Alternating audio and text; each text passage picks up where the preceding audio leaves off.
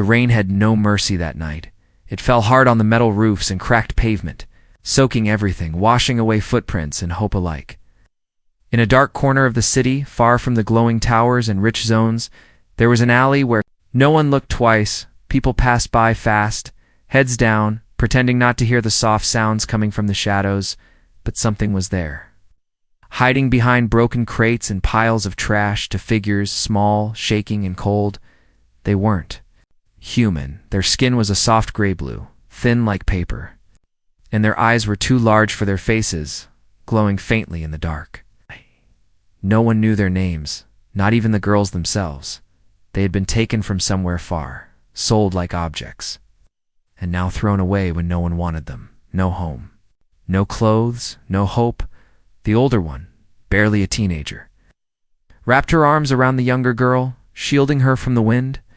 She had found an old piece of cloth wet and full of holes, but it was better than nothing. The younger one was crying, but no sound came out, only tears running down her cheeks. Her stomach growled loud enough to scare the rats away. They hadn't eaten in 2 days. They didn't beg anymore. Last time they asked for help, a human kicked them and laughed. Now, they just waited for morning if morning ever came. Then footsteps, heavy ones, coming down the alley, slow and steady. The older girl tensed, pulling her sister closer. Another human, she thought. Ready to chase them? Maybe worse. But the man didn't shout. Didn't kick. Didn't even look angry. He just stood there, wearing a long coat, a hood covering his head, and a strange light in his eyes. Not hate, not fear, but something else. "Hey," he said gently. "You two okay?" No answer. The girls didn't speak. They didn't trust. He crouched down slowly and opened a bag. The scent of something warm filled the air. Soup. Placed a steaming cup near them and backed away, sitting on the opposite wall. "I'm not here to hurt you," he said. "Just eat." The girls didn't move. Minutes passed. Rain kept falling, and the man just sat there, silent, watching but not staring. Finally, the younger girl reached out with shaking hands, grabbed the cup and drank. She coughed at first, the warmth to sudden, but then kept drinking, eyes wide. The older one followed, still watching the man closely, when both had finished. The man gave a tired smile. "Name's David," he said. "You don't have to tell me yours, but I got more food and a heater back home." The girls flinched at the word home. They didn't know what that meant anymore. He noticed their fear and nodded slowly. "Right," he said. "Too fast. Sorry." He reached into his coat and took out 2 dry socks, small ones, and placed them on a clean patch of ground. "You'll freeze out here," he said. "That's all I got." "But they're clean then." Without waiting for a thank you or response, he stood and started walking away. The girls looked at each other, unsure. No one had ever offered them warmth before, not without a price. But David didn't ask for anything. He reached the end of the alley and paused, turning his head just enough. "If you follow me, I won't stop you," he said. "And if you don't, I'll come check tomorrow with more soup." Then he walked into the rain and vanished. The alley fell silent again, but something had changed. The older girl picked up the socks, stared at them, then at the empty corner where David had stood. The younger one looked up, her lips trembling. "Sis, go," she whispered. "Just look." The older girl didn't speak, but her feet were already moving together. The 2 alien girls stepped out of the shadows for the first time, following a stranger into the unknown, not because they trusted him, but because for the first time in their lives, someone had looked twice and hadn't turned away. They followed him through the dark, stepping in puddles, dodging broken glass. Their bare feet made soft slaps against the wet ground, but David didn't look back, not once. He walked like he didn't want to scare them, like he already knew they were more afraid than they'd ever show. He didn't ask questions, didn't speak again. Not even when one of the girls sneezed so loud it echoed in the alley. He just kept walking, slow and steady, making sure they could keep up. The city changed as they moved. Tall neon buildings became cracked bricks and rusted doors. The streets were quiet, too quiet, like a forgotten corner of a world that didn't care. At last he stopped in front of a crooked metal door with paint peeling off. "This is it," he said softly. My place is not pretty, but it's warm. He entered. A code, and the door slid open with a tired hiss. Warm air hit the girls like a wave, carrying the scent of something old like wood, oil, and safety. They didn't step in right away. David turned back to them, held the door open with one hand, and said, "It's your choice." The older girl looked down at her little sister, who was shivering with blue lips, and nodded once they entered. Together, like ghosts tiptoeing into someone else's life. The place was small. Just 2 rooms, a heater, and a corner kitchen that looked like it hadn't been used in years. But it was clean. David moved slowly, took off his coat, and hung it. "Near the door? Sit wherever," he said. "Or not, if you don't want to." The girls stood still, dripping on the floor, holding hands so tightly their knuckles turned pale. David didn't rush. He opened a cabinet, pulled out 2 old towels, and placed them on a worn couch. "Dry yourselves," he said. "Then I'll find something warm to wear." He left the room to give them space. It was the first time in years anyone had turned their back on them without fear. The older girl hesitated, then took the towels and handed one to her sister. They dried their faces, arms, and legs, but left their backs untouched, where scars and brands from the slave camps still burned in memory. David came back carrying 2 small blankets and a box. In the box were old socks, t-shirts, and a couple of sweaters clearly not meant for aliens, but close enough. "I kept these from my niece," he explained. "She outgrew them, and I never knew why I didn't throw them out." He placed the box on the table and sat on a chair. Across the room, far from them, the girls looked at the clothes, then at each other. Finally, little one stepped forward, picked up a pair of socks, and slipped them over her frozen feet. They were pink, with tiny stars. She gave a small smile just. For a second before hiding it again, the older one followed, taking a gray sweater and sniffing it.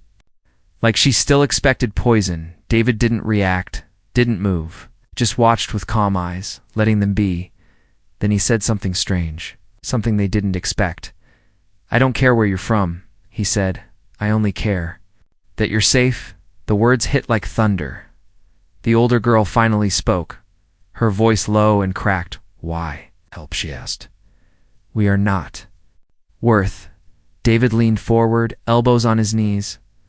"My daughter died 5 years ago," he said. "Since then, I've had an empty home and no one to share soup with." He smiled, but it was sad. "You don't owe me anything," he added. "Just stay warm tonight, and we'll figure the rest out later."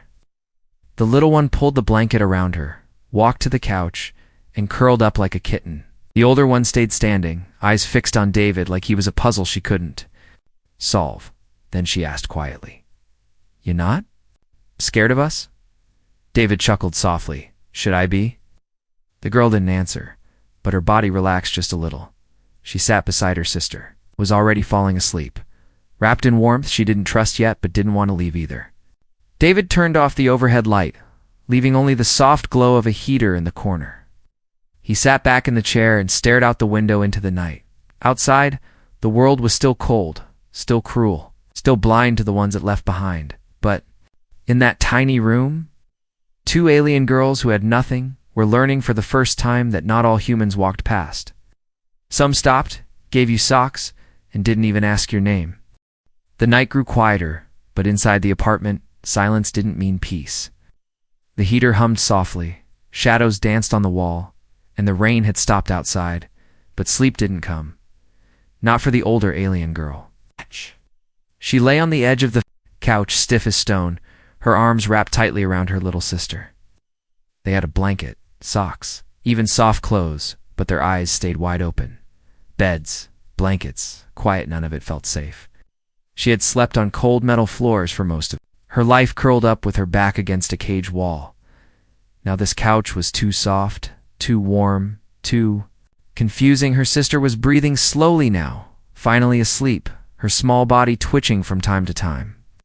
Haunted by memories, but the older one watched the ceiling, waiting, listening, waiting for someone to come back and drag them out, waiting for a trap, waiting for pain. She didn't trust comfort. Comfort always came before something bad. She sat up suddenly, feet touching the ground, ready to run. That's when she noticed David hadn't locked the front door. It was closed, but not locked. She stood, heart racing, unsure what it meant. A test. A trick? In the camps, unlocked doors were bait. She stepped closer, stared at the door handle, her fingers twitching. Then she heard a sound behind her. David, still in the other room, had turned over in his chair, still asleep, his breathing steady. He had fallen asleep, keeping watch. Not guarding them, but watching over them. She looked back at her sister, curled up in the blanket with a half-eaten piece of bread in her hand. And something inside her chest tightened. She walked over, took the bread gently, wrapped it in a cloth, and hid it under the couch just in case they had to run tomorrow. Always be ready to run, that was the rule. Still, for some reason she couldn't explain, she lay down again and pulled the blanket over them both. Her eyes didn't close, but she stopped shaking. She stayed like that until morning, when the sun rose. It peeked through the cracked blinds and lit the small room with golden light. David stirred and stretched with a soft groan, then blinked at the sight in front of him. The girls were still there, curled up together. Still wearing the clothes he had given them, he stood quietly, careful not to startle them, and went into the kitchen. There wasn't much food, but he found enough. He made toast and warmed up the leftover soup, then placed 2 mugs and 2 plates on the table. The smell slowly filled the room. The little one woke first. Her nose twitching like a hungry animal, she sat up and looked around, then at David, then at the food. Her eyes sparkled, but she didn't move. Not yet. Morning, David said gently. Hungry again? She gave the smallest nod. David smiled and pushed a plate toward her. I hope you like toast, he said. It's not fancy. The older girl woke next, eyes sharp, scanning everything in second store. Windows, exits, David, food, her sister, always calculating, always alert. David didn't rush them. They finally sat at the table. He noticed how they kept one hand on the chairs, ready to jump up and run. Even now, they didn't trust, not fully. He cleared his throat and said, I should probably ask, do you have names? The older one paused, then shook her head slowly. We had numbers. She whispered, not names. David blinked, his chest tightening. No one should live like that, he said. Would you like names? You can choose your own. The younger girl looked at her sister, then back at David and said, Names. Mean we stay? David smiled. Only if you want to. The girls said nothing, but didn't walk away either, after breakfast. David showed them the back room, his daughter's old space, still full of books and dusty toys. The girls stepped inside like it was a museum, not a bedroom. The little one picked up a stuffed animal, soft, purple, with one eye missing, and hugged it like it might disappear. The older one walked over to the bed and stared at it. She touched the blanket, then sat on the floor beside it instead. David leaned on the doorframe, watching. You can sleep in the bed if you like. He said, It's okay. The older girl shook her head. Floor is safer, she whispered. We're used to it. David didn't argue. He just nodded and said, Okay, the floor is yours. Later that night, he found them both asleep. In the same spot, on the floor next to the bed, holding hands. He didn't move them, didn't try to change them. He just placed an extra blanket over them, and for the first time in a long time, 2 alien girls slept not because they were tired, but because they felt, for a few hours at least. They might not have to run tomorrow, the day the girls stepped outside with David for the first time. The world didn't welcome them with open arms. The sun was bright, the streets buzzed with voices, machines and city smells, but none of it felt safe. The older girl clung to David's coat sleeve, her eyes scanning every person like they were threats. The younger one walked beside her, holding a stuffed animal close to her chest, the one David had said she could keep. David tried to act normal, like this was just any morning run to the market, but deep down, he knew what might happen.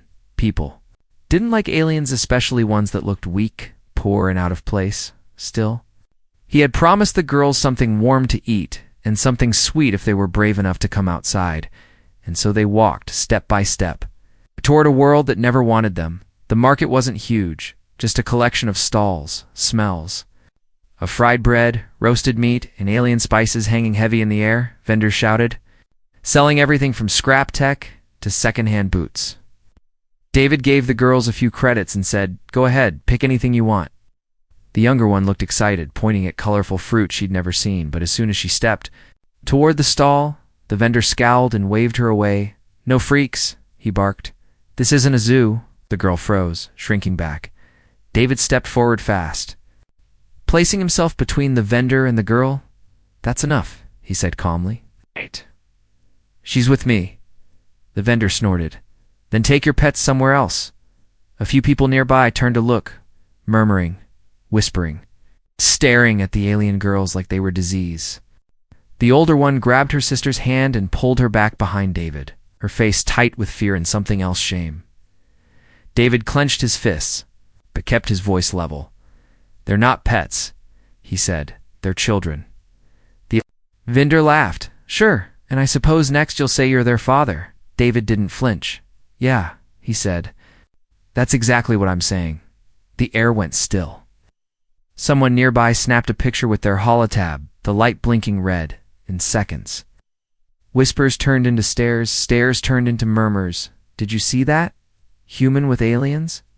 Is that even legal?" One man shouted, "Hey! Why don't you bring them back where they belong?" David turned, calm but firm. "They belong with someone who doesn't treat them like garbage." A rock hit the ground near his foot. The older girl flinched hard.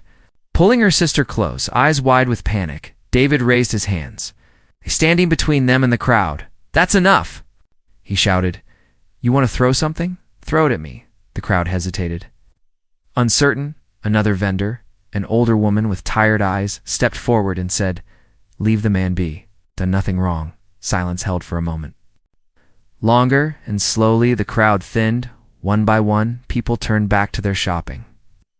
Muttering under their breath, the threat passed, but the damage was done. David walked the girls away from the market, his hands trembling, though he tried to hide it. They didn't speak the whole way back. Only once they were safe behind his apartment door did the younger one whisper, "Why? Do they hate us?" David sat on the floor, eye level with her, and said, "Because they don't understand you." The older one stared at him, her voice flat. "Then maybe we shouldn't go outside again." David shook his head. "No, that's not how this works. You didn't do anything wrong." Said they did, "but we don't look like them," the younger one said softly. "We're not human." David smiled gently. "That's true," he said, "but you don't have to be human to deserve kindness." He stood up and walked to a cabinet, pulling out something wrapped in silver paper. "Here," he said, handing it to the girls, "a promise is a promise something. Sweet, remember?" The younger one opened it carefully and gasped. "Chocolate?" "Chocolate," David nodded. "First taste is always the best." They shared it, sitting together on the couch. Slowly, carefully, like it was treasure, but their eyes weren't. On the treat, they kept glancing at the door, the windows, the outside world that had spat on them. That night, after the girls fell asleep, David sat by the window, staring at the stars. He knew the picture from the market was already spreading. Tomorrow, more people would come knocking, asking questions, maybe worse. But he also knew one thing for sure. He wasn't letting them go. Not now, not ever. The knife wasn't sharp, but it was enough to slice through the duct tape David kept on the back door.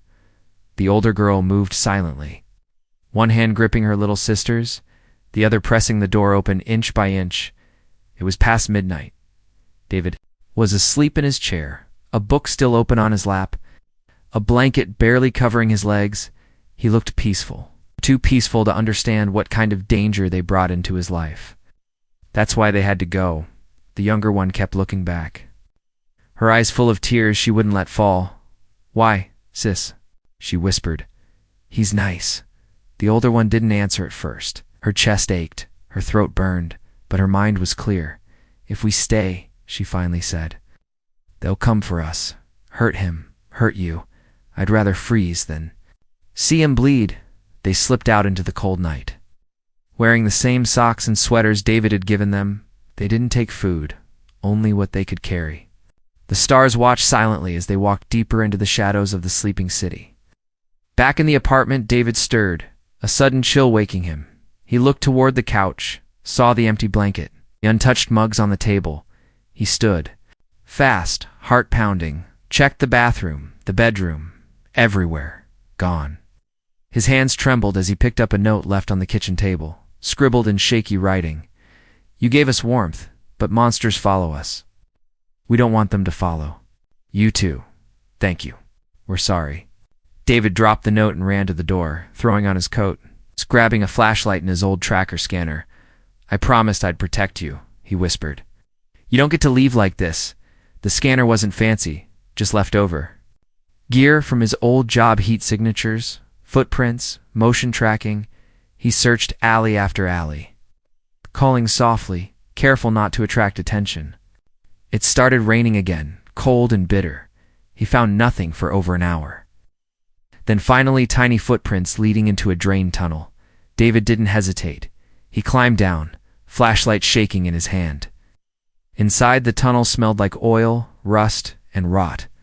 But the beam of light landed on something small, trembling, half covered in dirt. The stuffed toy, purple and one-eyed, lay on the ground, wet and cold. He picked it up and called out, "Louder this time, girls. It's me. It's David." Silence, then movement. From behind a rusted pipe, two shadows appeared. Scared, soaked, shivering, the older girl stepped forward, eyes wide. You came?" David didn't yell, didn't scold. He walked forward slowly and held out the stuffed toy. "Forgot someone," he said gently. The younger one ran into his arms, sobbing. The older one fell to her knees, shaking. I thought we were helping you," she whispered. "We're just trouble." David knelt beside her and took both their hands. "You're not trouble," he said. "You're kids. And no one should have to save themselves every day." They returned home just before dawn, soaked, tired, but together. David made them tea, wrapped them in warm blankets, and let them rest without asking questions. That afternoon, while they slept, made a decision. He called someone he hadn't spoken to in years. Her name was Officer Mira Kana, human rights worker who had been kicked off multiple planets for defending alien orphans. "I've got 2 girls," he said over the comm. "No ID, no documents. But they need protection and I'm not letting them go." Mira didn't hesitate. "Send me their scans," she said.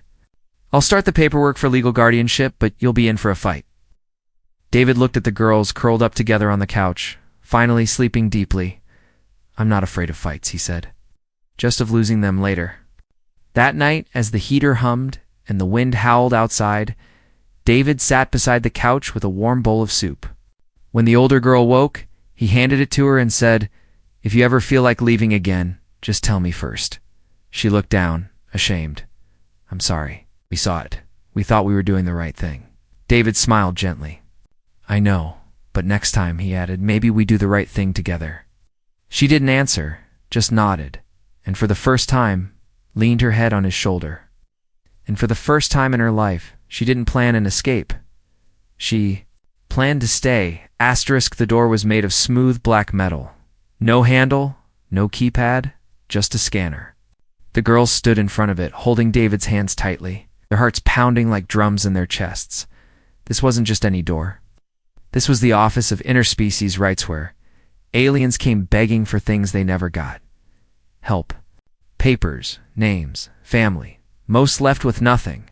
Some didn't leave at all. David squeezed their hands, his voice calm, but firm. "Look at me," he said. "I don't care what happens in there. You're not going anywhere without me." The older girl nodded, but her lips were pale. The younger one leaned into his side, clutching her toy tighter. The scanner lit up green, and the door slid open with a hiss. Inside was cold, white light, polished floors, and 3 guards in gray armor watching them closely, like they were problems, not people. Officer Myra Kane stood at the desk, tapping on a screen, her expression sharp as always. When she saw David and the girls, she waved them over. "You're late," she said, but her voice held warmth. "Got lost in the parking lot." David replied with a tired smile. Mira looked at the girls and bent down, eye level. "You ready for this?" she asked gently. The younger one nodded, but the older one whispered, "Will they let us stay?" Mira straightened, looked David in the eye and said, "That depends on how loud we're willing to be." The courtroom wasn't big, but it felt massive. One judge, 3 council members, and too many strangers with badges and bored expressions. David stood with the girls in front of them, hands resting gently on their shoulders. A robotic voice read the case details. 2 unidentified. Alien minors, no records, no home. Accompanied by 1 human guardian with no prior parental claim, the council member on the left asked coldly, "Why should Earth take responsibility for species that aren't even in our records?" David spoke up, calm but powerful, because no one else will. They were abandoned. "Left to starve," he said. "I gave them food, shelter, safety. I didn't do it because I had to. I did it because they're children." The judge leaned forward. "But do they understand Earth customs? Can they follow our laws?" The older girl stepped forward before David could answer, her voice shaking but clear. "We don't know all your rules," she said. "But we know what kindness feels like. We can learn." The younger one tugged on her sweater, then held up her toy and said, "This is Mr. Snark. He sleeps with me now," she whispered, "so I don't have to cry every night." The room fell silent. Even the robotic scribe paused, as if unsure how to type that one. Council member cleared their throat, trying to stay official. "Feelings are not legal grounds," they said. "But," noted, another added, "Mr. David, are you prepared to legally adopt them, including full care, protection, and education?" David nodded. "I've already filed the forms. I'm ready," he said. "Been ready since they stepped into my life." The judge leaned back, tapped the gavel softly, and said, "This is irregular, but Earth is built on irregular stories." She looked at the girls and added, "Approved." The gavel came down with a sharp echo. Just like that, the door no one believed would open did, outside the building. The girls stood blinking under the afternoon sun, not because it was too bright, but because they didn't know what this kind of day felt like. Free, safe, real. David knelt in front of them, holding out 2 ID chips, each on a small chain. "You can wear them, or keep them in your bag," he said. "Either way, these prove you belong here now." The older girl took hers with trembling fingers. The younger one asked, "Does this mean we have names now?" David smiled. "It means you get to pick them." They looked at each other, then at him. The younger one said, "Can I be Luma?" "Like the stars?" David nodded. "Perfect." The older one took a little longer, then said, "And I'll be Kale. It was my mother's name," she added softly, before she vanished. David reached out and pulled them into a hug, tight and warm. "Luma and Kale," he said. "Welcome home." It started with a scream, not from the girls, not from David, but from the crowd outside the school. Kale and Luma had only been students for 3 weeks. It was supposed to be a quiet day, just math, reading, a special lunch of sweetbread, but nothing about their life had ever stayed quiet for long. David got the call while fixing the kitchen sink. "Sir," the voice on the com said, "there's been an incident. You need to come right now." His heart dropped as he threw down the wrench and ran out the door. When he reached the school gates, there were people shouting, reporters flashing lights, and security bots holding back a small, angry group. In the center of it, all Kale and Luma, standing frozen, scared, with their backpacks still on and tear streaks down their faces. David pushed through the crowd, arms out, shouting, "Move, they're my girls." When Luma saw him, she ran first, sobbing into his coat. Kale followed, eyes hard but broken. He dropped to his knees and held them both as the chaos swirled around them. Later, in the school counselor's office, they learned what happened. A group of parents had seen Kale and Luma on the school registry, listed as non-human dependents. Someone posted their photo with a cruel message, "Earth is for Earthlings." That post turned into comments, then protests, then a threat spray-painted on the school wall. "Take your aliens back to the trash where they came from." Kale said nothing, just stared at the floor, fingers clenched into fists. Luma whispered, "We didn't even do anything wrong." David's voice was calm, but his hands were shaking. "You didn't," he said. "You did nothing wrong." They walked home in silence, holding each other close. Back inside the apartment, David made hot cocoa, added marshmallows, and said nothing until they had both taken a sip. Then he sat across from then looked them in the eyes and said, "Do you want to keep going? We can pull out of the school, try home learning again. Stay off the radar." Kale looked at Luma, then shook her head slowly.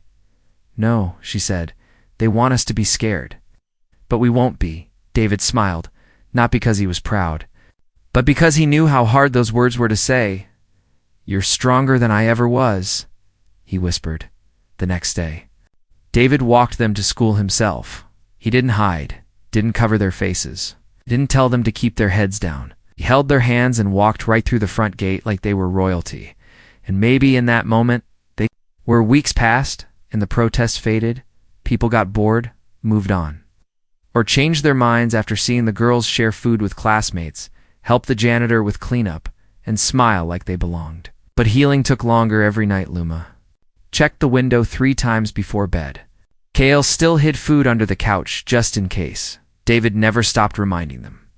"You are safe," and still, they never called him that one word. Not yet. Then came the accident. A construction drone malfunctioned 2 blocks from the market. Swinging wild near the pedestrian path, David was out with both girls. Buying extra blankets for the winter, the drone spun fast out of control, heading straight for Kale and Luma. David didn't think, didn't speak, he ran, shoved them both to the ground, and took the full hit across his back. He woke up in the hospital 2 days later, bandaged, bruised, ribs broken. The first thing he saw were 2 small shapes sleeping on the chair beside his bed, heads resting on each other. Kale woke first, blinking hard, then grabbing his hand. "You're awake," she said, voice shaking. You really jumped for us." David smiled weakly. "Of course I did. You're my girls." Luma woke next, eyes wide, and before David could say anything, she climbed into the bed, hugged him tight, and whispered the word that broke his heart. In the best way, Dad. Kale followed, leaning in and whispering, "You're our dad now." David closed his eyes, tears slipping down his cheeks, not from pain but from something far deeper. He had been waiting for that word since the night they first shared his couch. Now he finally heard it, and it meant everything that night. Under a quiet sky, the stars above Earth blinked gently. 2 alien girls once lost, once broken, slept safely in a small apartment with the man who had chosen them. Not because he had to, but because love doesn't check skin color, or species, or origin. It only asks one thing: will you stay? And David did, every single day.